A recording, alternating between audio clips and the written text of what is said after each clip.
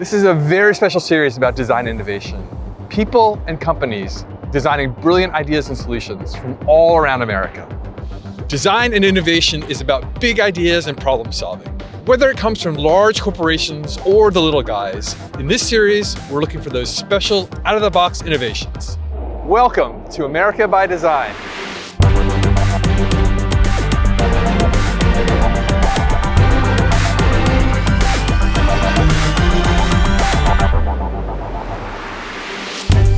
We've gathered a group of design industry leaders at Deloitte Digital's New York Design Studios, tasked with judging each innovation and selecting our finalists before ultimately crowning one design project the winning innovation of the season.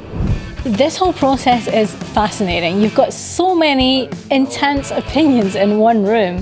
One of the things that you really need to know about designers is that we care. I mean, designers tend to be passionate, so yes, you're going to have some tense moments. Sometimes gets kind of intense, but that's the fun of it. Here's one thing I can guarantee you. The judging is real. And that, by the way, is what makes great design work happen. I appreciate all of the different perspectives, but of course I have my very strong opinion myself. It's rare to see a group of people in one room with all those different perspectives with one focus, which is the future of design.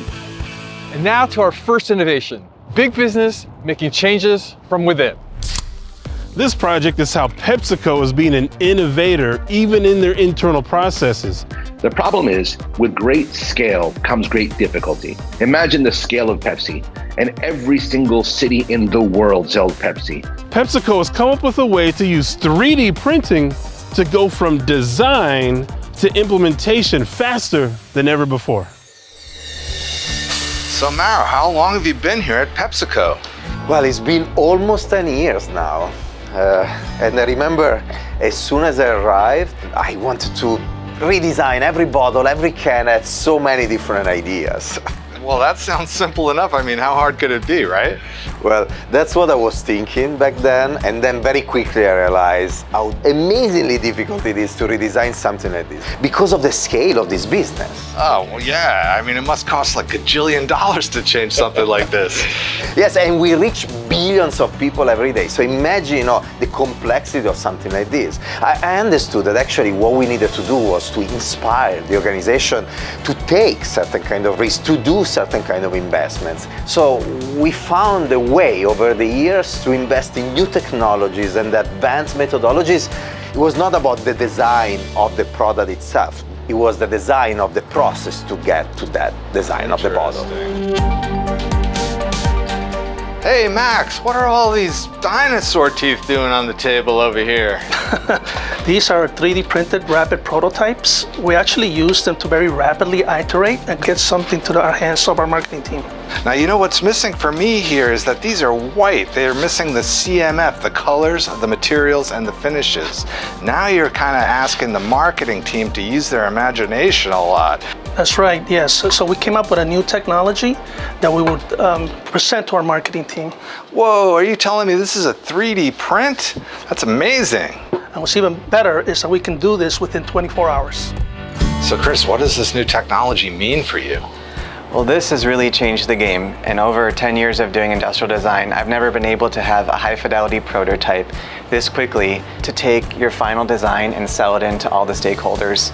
People have a really hard time interpreting this as the final design, but this allows them to see it in almost full fidelity, and we used to have to rely on a 3D rendering to create that effect.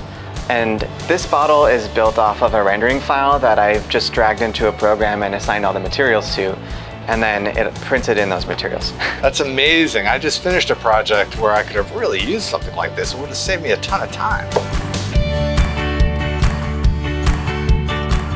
Jim, I love coming to these workshops. So you're an engineering company. We're actually more than an engineering firm. We're actually a research and development firm that helps take a concept from the early phases through physical virtual testing all the way to production. And you're working with PepsiCo on this bottle. We are. We're supporting the PepsiCo team on the development of this Mountain Dew bottle. We're collaborating with them to basically do the virtual testing and physical testing before it hits the market. Oh, hello. Someone's left this. You think it's real, don't you? My goodness. I mean, I was pretty sure it was 3D printed, but you wouldn't know looking at it. So I guess other things here are lying around are 3D printed like this? Yeah, so that's an example of a product that we took from an industrial design concept all the way through production. Make sure it fits and it's proper. And make the right decisions. Make the right decisions. So Ryan, you're stress testing our bottle here. Yeah, this is a 3-foot drop simulation of our Mountain Dew bottle. 3 foot? So I guess that's the height of knocking it off a bench or out of someone's hand. Yeah, we want to make sure once it's in the hands of a consumer, they have a good experience. And what's all the colored areas? Yeah, so this is regions of higher stress during the drop simulation. It looks good. The stresses are low enough that it won't break from a 3-foot drop. Over here we have a conveyor simulation. Yeah, we don't want to have to redesign a whole production facility. So this is the bottles running down the conveyor. So what would happen if one of them did skip out? Yeah, that can cause major issues at a plant. They'd have to shut down production and someone would have to go pick up all the bottles. And I guess at this scale that would cost $1 kajillion. Yeah, that's right. Yeah, we want to make sure it works virtually before ever making any physical bottles or rails. Rails? Oh, what? Have you created this whole rail system in the physical world? Yeah, we have this replicated at our Pepsi lab. Oh, I want to go see that. Oh, here it is in the real world. I can't believe you guys built this whole thing just to do some tests. Yeah, in the long run, this is a lot cheaper than interrupting production for Pepsi. Their plants are full of curves as the bottles go around and through the production line. And if a problem's going to occur, this is where it's going to happen. Today, we've got a few of their newly redesigned 2-liter Mountain Dew bottles that we're going to run. And we've already run them at slow speed, so we know they'll work there. Oh, I like how they twist as they go around. Fantastic, but that's not production speed, is it? No, production speed is much, much faster. Can we crank it up, Matt? Yeah, I think we can give that a try.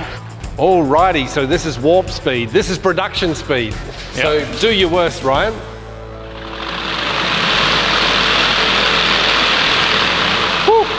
Whew. No problem, good to go. Good to go. So Scott, here's where we started. Yeah, and here's where we ended up. It's Whoa. something that's much more usable. Wow, I really love the big, strong stance this thing has, and I love this grip, too. Well, in order for us to get this awesome new grip, we had to make sure we weren't using more plastic than the original. So you're telling me this bottle and this bottle have exactly the same amount of plastic? They had the same amount of plastic, and in fact, the label's shorter, so we were saving on plastic. Oh yeah, and that really adds up over millions and millions of bottles, I'm sure. We had to make sure that our bottles also worked within our existing crates, which take our bottles from the factory to the store. Oh yeah, so the diameter is really important. But wait a second, if you're designing a whole new bottle, why can't you just design a new crate too? I wish it was that simple, but we've got millions of these in our distribution network. Yeah, and there would go another $1 gajillion out the window. Exactly. Yeah, so MAURO, that is an amazing process, but in the end, it's really the product that matters. Well, you're completely right. Sometimes you get trapped into the process, but what you really need to focus on is creating something that is so iconic that can end up in the hands of Jimmy Fallon, for instance. Oh yeah, I think I saw that episode. And you want something that is totally user-friendly. Why don't you pour it? All right. Well, we didn't figure out yet how to 3D print the liquid in it. Well, there's always something new to work on. A designer's dream project would be to create a consumer product that finds its way into the hands of millions across the globe. But making that happen is a whole nother ballgame. Salesforce is proud to present the Relationship Design Award. This award highlights one innovative project that promotes positive change, fosters human connection, and drives social impact. Relationship design represents the next evolution of the design practice, and it's really fundamentally centered on the idea of stakeholders, not just shareholders. We're looking to celebrate those products and design innovations that put the stakeholder at the center. The winner will be announced in the final episode of the season. This next story really hits home for me. Education in the United States is really expensive. It's pretty fortunate that your way came our way at a time like this. They're allowing adult learners to learn in small bite-sized chunks wherever they are so that they can fit that into their lives. It's an incredible service to be offering to adult learners. Sometimes higher education is not a straight pathway. There's this thing called life that gets in the way. Work, money, family, PTA meetings, and all of that can mean that getting your degree feels out of reach. We have 36 million Americans who have some college and no degree, and the education industry has struggled to find a way for them to come back and finish that degree. And I guess a traditional model is a four-year university like this. Yeah, in fact, that requires individuals to pause their life, and we know that not everybody can do that. And so for us, it's not about coming to the campus, it's about bringing the campus to you. When I came to Olivet, I was a transfer student, a commuter, and I was off living on my own. And so I was trying to figure out how to balance all of that. So you were balancing work and life at the same time? Yeah, I was trying to figure out how to go to classes and how to pay for them all at the same time. In between classes, I would come back to my car and I had these brass fittings and I would put tags and I would earn 2 cents for every one I did. It was actually quite ridiculous. So you were working in between classes in your car? Yeah, while everybody else headed off to their dorm or to the quad or to hang out, do whatever, I came back to the parking lot in my car to work. And if the tuition-free program had existed at the time, what would have been the impact for you? Yeah, for me, I would have been trying to figure out how to fit my life around education. I'd have been able to fit education around my life. Kathy, the initiative is called Your Way. It is. These courses are self-paced. That means that they can do it on their schedule. And they have unlimited retakes on homework and tests. I'd love to see it. Could you show us? Sure. This is our digital campus where we have our digital classrooms. We take our students to their courses in Trailhead. Trailhead is a modern learning management platform. It's called My Trailhead for Olivet. It's our own version of it. And this is English 101? It's basic English, right? Everybody has to take basic English in college. So this is how we deliver our course content. Here are all of the lessons in modules. We have 6 modules, and each module has units, lessons in them in little bite-sized chunks. I love that. And what inspired you and your team to start this program? Well, adult students have credits stranded everywhere, right? And this is an opportunity for them to come back to college in a really low-risk way. And it was good for Olivet too, because this is a new market for us. And so it really was a win-win.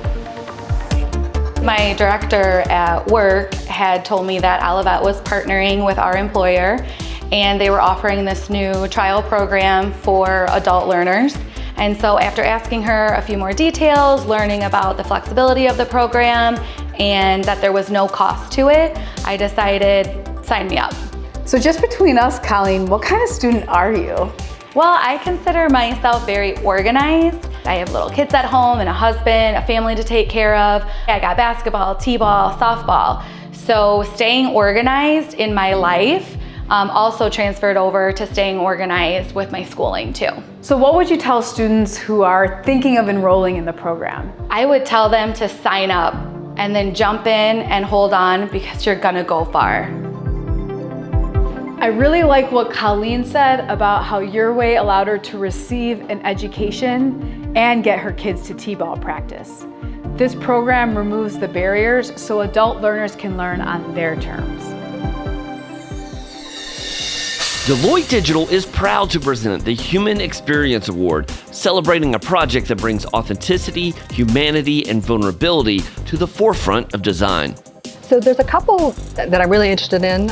One is a Teleca Solution and Fix Health. And the reason that we're considering them for the Human Experience Award is because they both are focused on the healthcare space and making lives better for humans. But there's more to come, so let's see how the season plays out.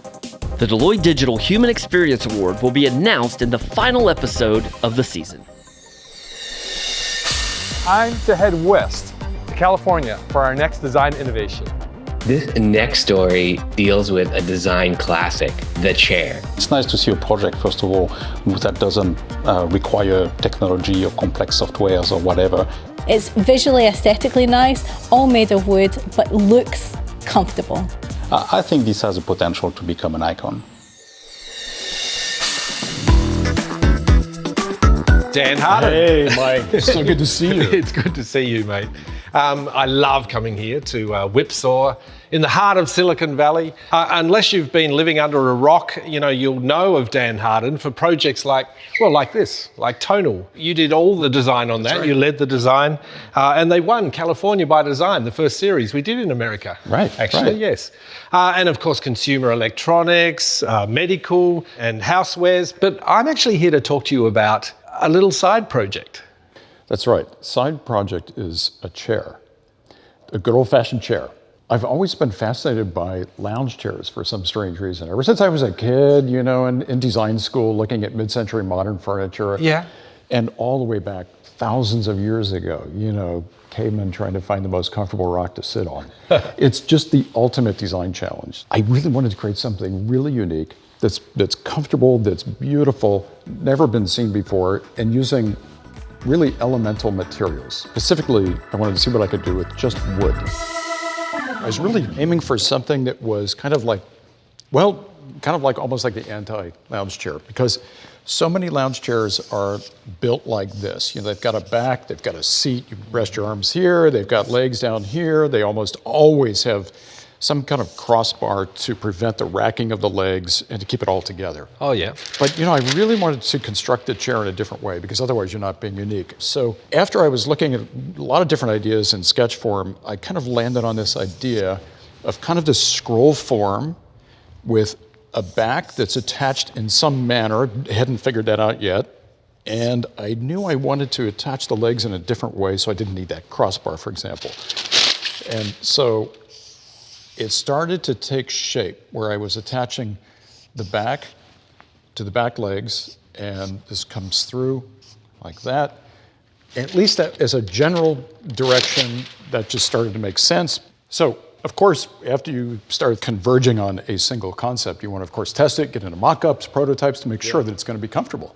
You have to design it around the human body, right? So yes, and CAD as well. You can see how the proportions and the general construction and joinery methodology is starting to happen here. You can see how the seat and legs relate. You can see how the back is being attached. And you can see how the back is attached to the back leg. Dan, can I see it? Yeah, let's go see it. My goodness, this is beautiful. Thank you. Do you mind if I touch it, by the way? Go for it. I think good design should be touched. It's like sculpture. You should touch it. Yeah, and it's so curvy.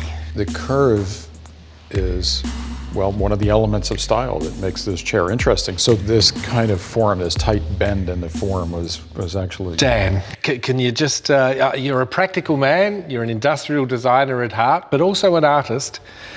Just let me enjoy the curve for a minute. Absolutely. And of course, it needs to be enjoyed from every angle. Yeah, if it's in your home, it's got to look great from every angle. Front, side, top, and even the back. Yes, well, from the back here, it's probably a silly thing to say, but it kind of reminds me of a Porsche 911, your Porsche 911. Well, it sort of does. The reason it looks this way, very open and large in the back, is a result of how this is put together. You'll notice there's this incline, which makes it comfortable. And of course, that angle combined with the backrest angle is what allowed this to be a very large kind of sweeping curve. And the back is coming in and going inside there. It's so three-dimensional. That's the dynamic of this design. I just love the way you talk about it. And of course, no crossbar support. The way this chair is constructed, the bottom part of the leg below the seat is a bigger diameter than what goes through. But it's fatter here. Yes, fatter there and it's narrower here. So the weight of the person sitting here and the chair itself is sitting on this shoulder, if you will. It's thicker here. Brilliant. But most importantly, get up there and sit on it. See what you think. Let's do it. Of course. A lounge chair is meant for sitting. Oh yeah, and this is a lounge chair. Just so comfortable.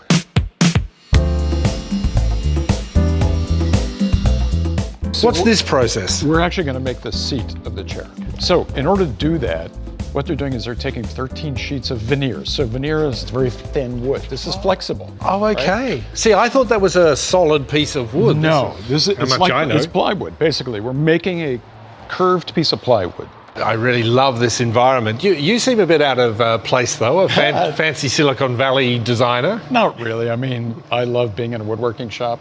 Yeah. It just brings me back to my roots as a craftsman, as a designer. Yeah. So what's going on here? Okay, so we're about to make the seat, the so-called scroll form of the seat. That's the hardest part to make. So they're going to lay it over this form, and then we'll put that whole assembly inside a plastic bag.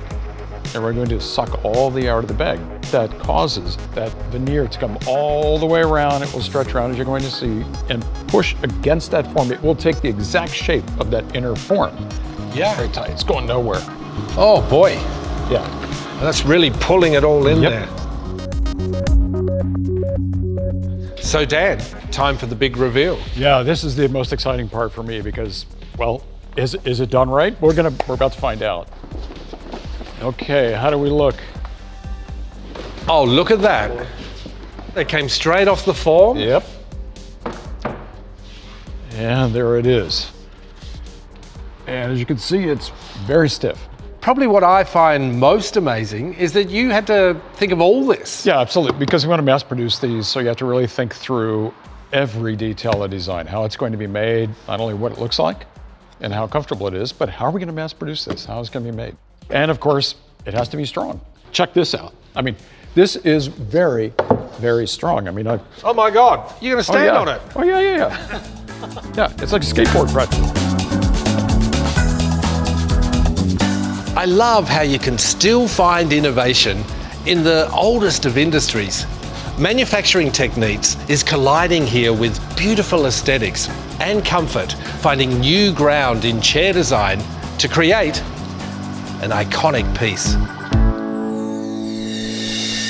The Digitalization Award highlights a design project that considers the impact of technology on the human experience and delivers a unique approach to problem solving in the digital age. The Digital Human by Deloitte Digital is certainly in the running. It's a great example of making technology friendlier, but let's see how the rest of the season plays out.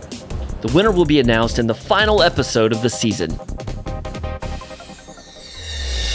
Trailhead is bringing people who normally would not be exposed to creative careers together, guiding them, educating them, and creating a community while doing so. The status of a brand like Salesforce on a badge that you could get from taking these courses is something that really adds to people's resumes in a way that's incredibly helpful. In this age of changing economies and industries, marginalization, opportunity, and digitalization, Trailhead is showing us that with design and technology, no matter who you are, where you are, and what your role is, there's a place for you. Trailhead is basically an online learning platform where anybody can learn Salesforce skills. And basically in 2014, we created it to kind of really try to democratize technology. We really tried to create a very approachable and fun platform. And the Trailblazers, I mean, who are the Trailblazers? The Trailblazers are our customers, and we have tried to celebrate them from the beginning. They're the reason why we get up in the morning and do what we do. And it's just inspiring. By 2026, there will be 9.3 million new jobs for people with Salesforce skills in the economy. And so having that kind of impact, especially in times like these, it's really meaningful. Dominique, how did you approach the design of Trailhead? Oh, well, we had to make it fun first, but also accessible, human, and very delightful. It was something that it had to be available whenever you were, 24/7, and be able to learn the things that you want to learn at your own pace.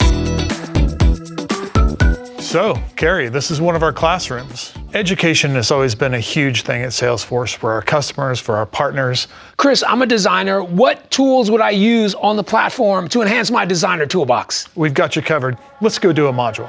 So we've set this up for you as a designer. We've got your personalized journey here on Trailhead, and we're going to start with relationship design at scale. Let's get into it. All right, so explore key considerations for scaling relationships.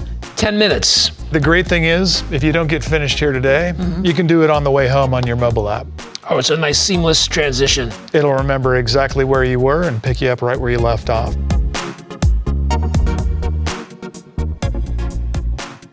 Woo! Woohoo! Oh, yeah. And you got your badge. Got my badge, and what's so interesting is I'm seeing this blue button that says earn more badges. So I'm going to continue, and here are a whole bunch of other modules.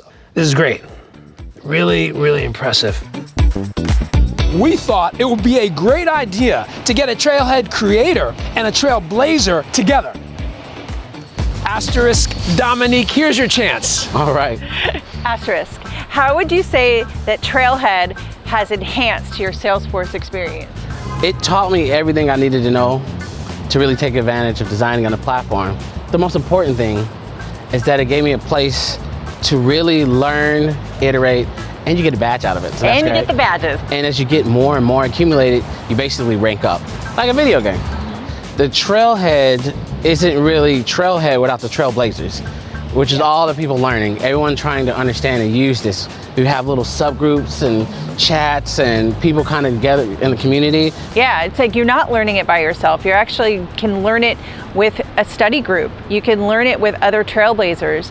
And in that journey, in that experience, you're creating connections. And those connections can really turn into amazing opportunities, cool jobs. Sky's the limit. Asterisk.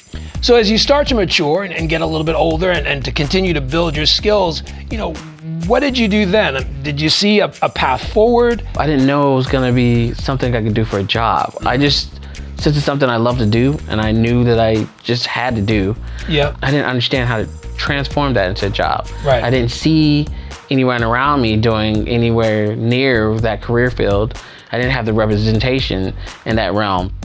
As a trailblazer, how have you been able to contribute to evolve Trailhead, to evolve the community? Well, the biggest thing is like really working with the design team at Salesforce in general. They had the great idea to really craft out a career path and a certification around UX design to make better designers on the platform. Salesforce Trailhead is relationship design at its best, and that's where the interactive magic happens, changing the experience for the user and changing Salesforce as well. The Planet Innovation Bright Award returns for Season 2. Sam Lanyon from Planet Innovation will select one innovator from the series for entry into the exclusive PI Bright program. We're more than halfway through, but my job's just getting started. Blinks from episode 2, Easy Bin, Quick Pop Maker maybe? They're all possibilities, but there's still a bit more to play out in this series, so let's see what happens.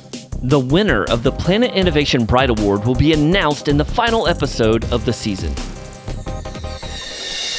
Remember the Pepsi story earlier in this episode where they 3D printed a 2-liter soda bottle? Well, let's double click on that story and learn more about how 3D printing is used in the packaging industry. Here's a wine bottle that was 3D printed with the semi-transparent liquid inside and the textures outside. This would be a great example of looking at the product on the shelf and doing eye tracking to see what products are really catching the consumer's eyes.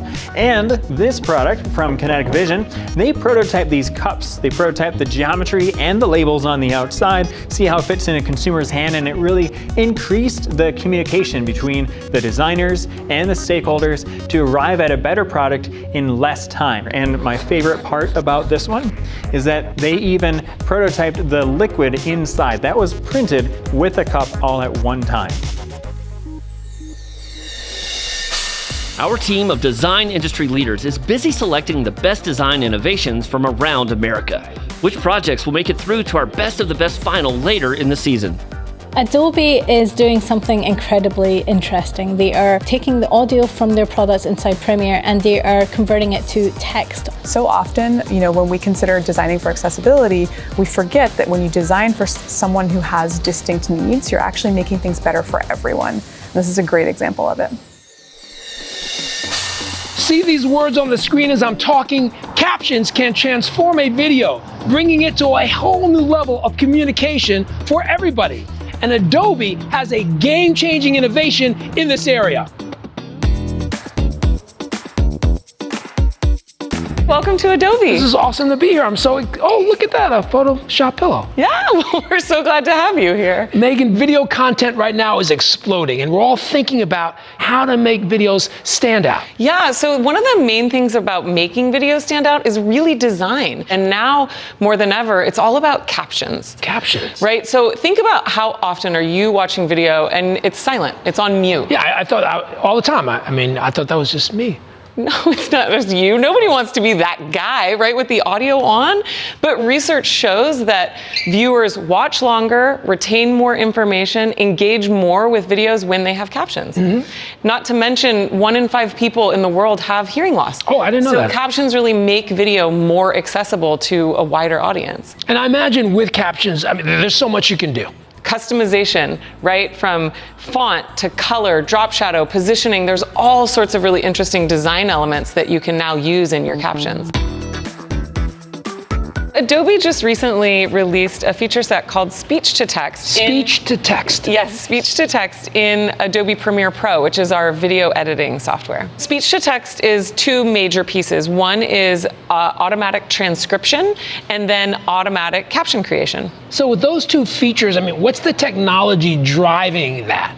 The transcription piece is AI. It's literally speech to text, so audio recognition translated into written words. And then the second piece is the pacing and positioning of captions on your video timeline, and that leverages Adobe Sensei. Oh, Adobe Sensei, that's impressive. Yeah, so Adobe Sensei is the term that we use here at Adobe to talk about any innovation or technology that leverages AI and machine learning. You know the Skrolla Chair by Dan Harden story that you saw earlier in the show? Well, I've got it on a hard drive, and I've traveled here to LA, the heart of production. I've got an idea. Hey, Carrie, come on in. Valentina? Yes. Got the goods. Ooh, thank you. This is a serious setup here. I mean, this is for reals. Yeah, this is a professional Hollywood post-production bay. So we do movies, TV shows, music videos here. It's Hollywood, baby. It's Hollywood, and you are working in this every day. Yeah, I am a director, editor, cinematographer. I actually edit a lot of what I direct. And everyone is making video content. I mean, all the time. Like, I shot a social media video on the way over, posted it, and... Was it captioned? It was not captioned. I'm gonna help you with that, okay? I'm gonna take this footage, and I'm gonna teach you. Here we have raw footage, which means it's just footage from the day. So I wanna create a video for social media that's like 20 seconds of this. When you get the raw footage in, you have to transcribe it because people aren't gonna be watching through it for hours and hours and hours. They just want a visual text reference. So show me the old way, how you used to do it. This is the old way. You ready? Are we ready? Rolling? So, as I watch this, you are literally just listening and typing. I mean, that is just way time consuming. Yeah, it takes so long to do, and you can imagine this takes hours to days. So I'm gonna show you a way quicker way to do well, there's gotta be a better way. Let's see the new way. Okay, you ready? Yep. Right here, one button. Right. It's that easy. Create transcription, and bada bing, And bada it's loading. boom. Incredible. So once it's transcribed, I'm sure there's all kinds of stuff you can do with it. Yeah, I mean, the point of this one right now is we want to make a social media video because that's what everybody wants captions on, those burned in captions. Yeah. And I want to choose a portion of this video to pull out. So instead of listening to the whole thing, I can read it. You can see here, as I'm playing through, it's pretty accurate to what they're saying. It can even like place names, even like Silicon Valley, it highlighted and capitalized. As I look at the transcript and listen to the text, it's capturing like inflection, question. That's the Adobe Sensei, that's machine learning. Right, that's the AI at work. Yeah. So now that we want to create subtitles, we just click create captions, and there they are. They appeared right there. Now, do you have a favorite color? Hint, hint. I'm just gonna say dark blue. No. It's fuchsia. No. Fuchsia. Okay. Yeah, whatever you say. Let's make a fuchsia. Let's do that. All right. Let's choose that fuchsia color. There it is. How's that? That's close enough. Okay, that's close enough. So we're in LA and time is money, and how much do you cost per hour? If I have to ask. I don't think you can afford it. I'm so sorry. I'll give you the friend rate. The friend rate. Yeah. I think fuchsia was the way to go. This technology is a giant leap forward, making video content so much more accessible and engaging, and for creators, saving tons of time. IBM is proud to again present the MAURO Award. This award celebrates a diverse design team that delivers an innovative and inclusive product that's accessible to all users and audiences. Seen a lot of fantastic projects. Winona and her team with Hemp Lime, really impressive, taking materials from the earth and turning them into innovative ways to solve housing issues. And secondly, I'll be honest, the PepsiCo leveraging their brands project is really intriguing. How can a giant corporation turn equity on its ear? Something I'm always listening for. A bit of the season till to play out. I can't wait to see where it takes us. The winner will be announced in the final episode of the season. And now, time to reveal which of our design innovations will make it through to our best of the best final later in the season. What Salesforce has done is made it so that anybody can study at home and become a Salesforce programmer. It's the future of training, and I believe it's incredibly timely. I'm so excited that Skrolla has been chosen to go through to the finals, and I think I've chosen this to go through into my house as well. Which project do you think could win the American Standard People's Choice Award? Vote for your favorite by telling us in 15 words or less why your pick should win the season. One entry will be chosen to win a prize from the luxurious Studio S collection by American Standard. Just scan the QR code on the screen or go to AmericaByDesignTV.com and cast your vote in the American Standard People's Choice Award. Good luck. Congratulations to Dan Harden with his Skrolla Chair, and to Trailhead for making it through. We wish both projects well in the final. Join us again for more inspiring design innovations on America by Design.